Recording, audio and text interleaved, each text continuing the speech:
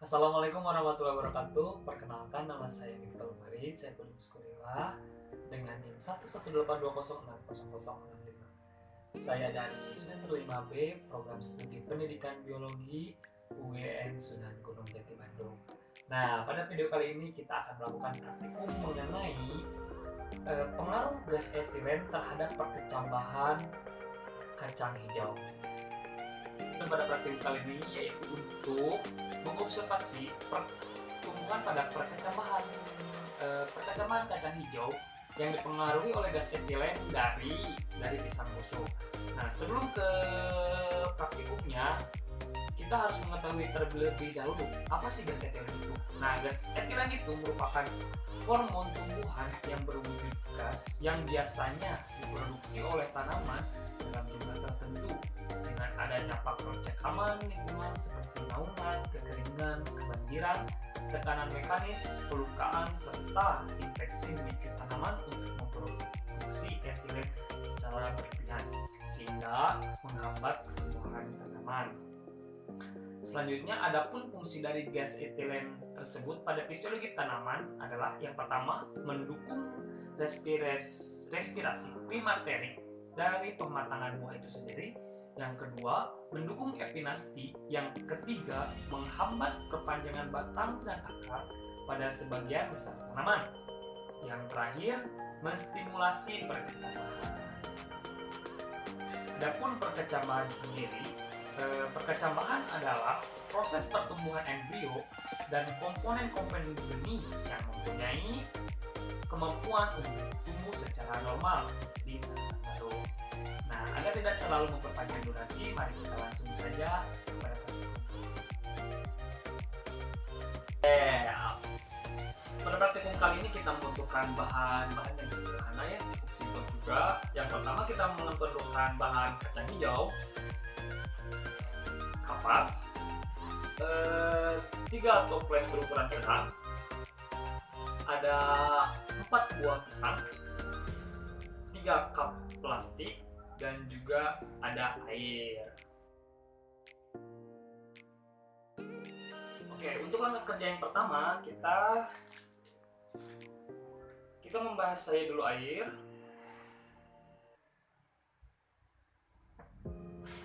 Lalu kita masukkan 5 kacang hijau ke dalam kapas tersebut. Lalu masukkan ke dalam cup.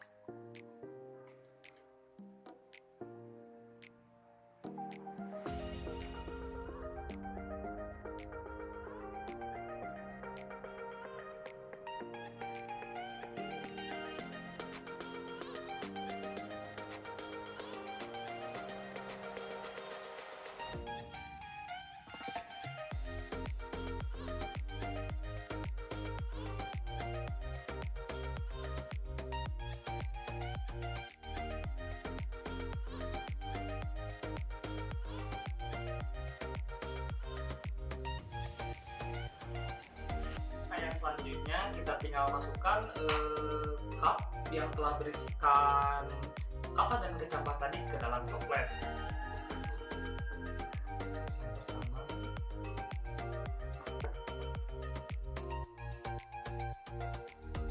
Nah, untuk toples yang pertama kita tidak akan memasukkan apapun, kita langsung tutup rapat saja.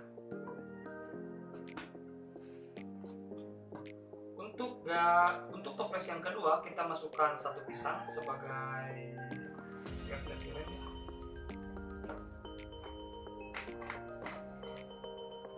Rapat. Dan untuk toples yang ketiga kita masukkan 3 pisang.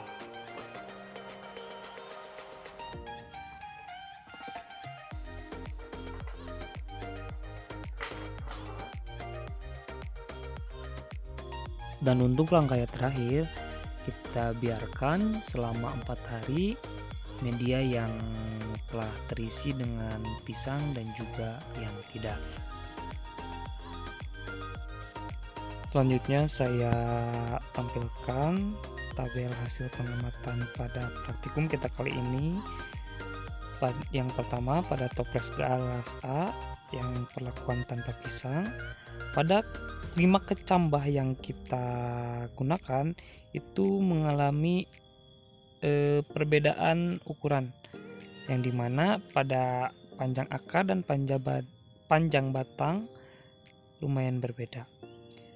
Kecambah 1 dengan panjang akar 1,9 cm, kecambah 2 2,1 cm, kecambah 3 3 cm, kecambah 4 4,1 cm, kecambah 5 3,8 dengan rata-rata panjang akar 2,96. Dan adapun pada panjang batang, kecambah pertama 6,9 cm, kecambah yang kedua 6,7 cm, kecambah 3 4,5 cm, kecambah 4 5,6 cm, kecambah 5 8,5 cm dengan rata-rata 6,5 cm. Dan yang kedua, pada toples gelas B yang perlakuan satu buah pisang, kecambah 1 panjang akar 1,9 cm, kecambah 2 1,7 cm, kecambah 3 2,5 cm, kecambah 4 1,8 cm, kecambah 5 1,5 cm dengan rata-rata 2,1 cm. Adapun panjang batangnya pada kecambah yang pertama 2,4 cm, kecambah 2 1, cm, kecambah 3 1,6 cm, kecambah 4 2,8 cm, kecambah 5 2,3 cm dengan rata-rata 2 cm. Untuk hasil yang terakhir atau hasil yang ketiga pada toples gelas C dengan perlakuan 3 buah pisang, adapun perubahan pada panjang akar pada kecambah yang pertama 1,3 cm, kecambah kedua 1,2 cm, kecambah 3 0,5 cm, kecambah 4 1 cm, kecambah 5 0, cm dengan rata-rata 0,86 cm.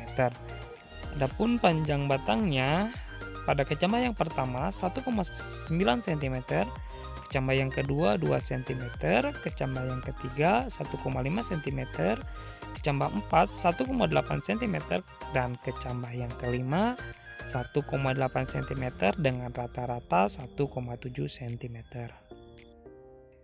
Dapat dilihat dari data yang tadi saya tampilkan, terjadi banyak perubahan atau perbedaan di antara masing-masing toples. Yang pertama pada toples A atau sampel A yang tidak dimasuki sampel apapun, hanya media kacang hijau, itu apabila dilihat dari pertumbuhannya itu sangat signifikan ya, sangat paling baguslah pertumbuhannya, karena tidak ada zat yang menghambat apapun terhadap pertumbuhannya.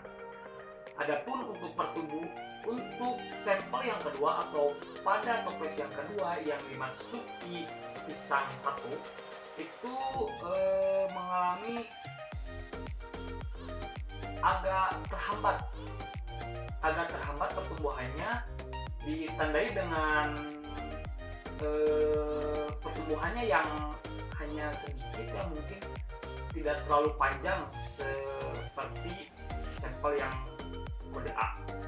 Untuk yang kode C atau sampel yang ketiga yang dimasuki 3 pisang itu lebih parah, karena mungkin pengaruh banyaknya gas etilen yang dihasilkan dari pisang, jadi pertumbuhannya itu pertumbuhannya itu hanya kecil, mungkin seperti itu dari morfologinya. Oke, jadi dapat kita simpulkan bahwa pengaruh gas etilen yang dihasilkan oleh pisang terhadap kacang hijau itu, yang pertama stimulasi perkecambahan, yang selanjutnya menghambat perpanjangan batang dan akar, menghambat transportasi auksin secara basis petal dan lateral, mekanisme timbal balik dengan secara teratur dengan adanya auksin, yaitu konsentrasi auksin yang tinggal menyebabkan terbentuknya etilen. Perbedaan morfologi pada tanaman kacang hijau yang disebabkan oleh pengaruh gas etilen yang dihasilkan oleh buah pisang itu menghambat untuk terjadinya pertumbuhan dan perkembangan pada tanaman. Hambatan tersebut dipengaruhi oleh kadar etilen yang lebih tinggi daripada auksin dan gibberellin. Hormon auksin dan gibberellin bekerja secara sinergis dalam mempercepat pertumbuhan dan perkembangan pada tanaman, sedangkan etilen itu bekerja sebaliknya, bukannya untuk mempercepat tapi memperhambat. Walaupun begitu, hormon etilen juga memiliki fungsi untuk mematahkan dormanasi pada biji, sehingga umumnya biji dapat lebih cepat berkecambah namun memiliki pertumbuhan yang lebih lemah. Hal ini sesuai dengan pendapat Salisbury dan Ross bahwa mereka menyatakan bahwa penebalan batang terjadi karena pemelaran sel ke arah samping sehingga batang cenderung pendek dan tebal. Lalu terbentuknya hook atau bekokan pada tanaman kacang hijau adalah karena hasil pembelahan dan pemanjangan sel diferensial. Mungkin sekian yang dapat saya sampaikan. Mohon maaf bila masih banyak kesalahan. Walaupun mau pikir aku metode, wassalamualaikum.